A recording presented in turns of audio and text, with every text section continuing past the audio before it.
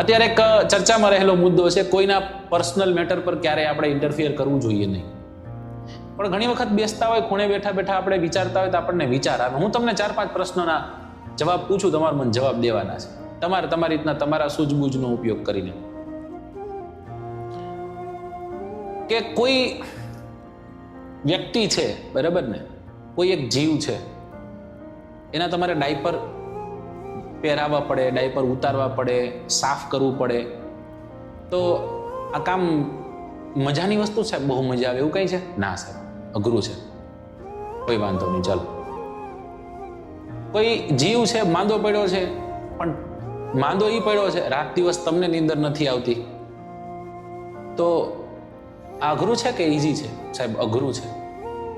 સતત તમને કોઈ જીવની ચિંતા થયા કરે, ખાસ કરીને તમારી એક આખી જુવાની, એક વખત એ જીવનો જન્મ થાય પછી એ જીવનો ઉછેર કઈ રીતના થશે, એના ફ્યુચર માટે તમે બધું જ વિચારતા થઈ જાઓ.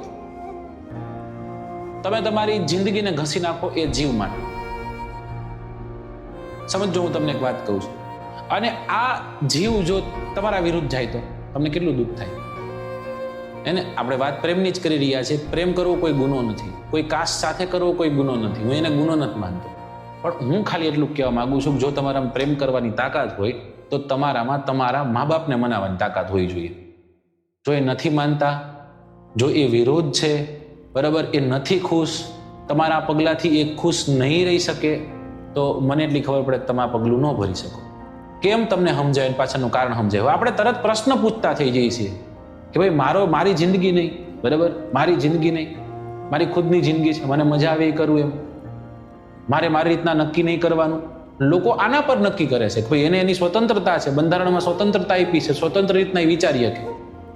પણ હું એ જ કહું છું કે એ જ્યારે બાળક નાનું હશે ત્યારે એના ડાયપર સાફ કર્યા છે, સવારે વહેલા કામે જવાનું હશે ને એક ભર નિંદ્રામાં સૂતો હશે ને 1 વાગે રોવાનું ચાલુ કર્યું હશે કરીને, તો 4 વાગ્યા સુધી બાળક રોતું હશે, બાપ જાગતો હશે, માં જાગતી હશે. એની નીંદરને સેક્રિફાઈસ કરી નાખી હશે, એની જાતને સેક્રિફાઈસ કરી નાખી હશે. એક એ જેવા બાળકનો જન્મ થાય પછી મગજમાં એક જ તે કે આને કઈ રીતના આપણે સાચવશું, કઈ રીતના આને મોટો કરીશું, કઈ રીતના એના કેરિયર તરફ આપણે દોડતો કરીશું, આખી જિંદગી ખર્ચી નાખે. સમજો, સ્વતંત્ર રીતના તમારા ડિસિઝન લેવાનો તમને હક ખરો, પણ હું એમ કહું કે આ સેક્રિફાઈસ જે કરેલું છે એને તમે 1 મિનિટમાં ભૂલી જાવ એવું ચાલે નહીં. મારા મતે હું કહું છું, બરાબર. બાકી પ્રેમ કરવાનો તો બધાને હક છે, કોઈ પેલું નથી, કોઈ કાસ્ટ સાથે કોઈ ઓલું નથી. પણ જસ્ટ તમને સમજાવું છું, મા બાપ તમારા દુઃખી થાય અને તમે સુખી રહ્યો એ બાબત કોઈ દિવસ શક્ય છે જ નહીં. એટલે ફરી એક વખત મને ગમતી એક લાઈન હું તમને કહું કે પાચિકા રમતી હતી, દોરડાઓ કૂદતી હતી, ઝૂલતી હતી આંબાની ડાળે, ગાવને પાદર એક જાનરૂડી આવીને બચપન ખોવાઈ ગયું એ જ દાડે.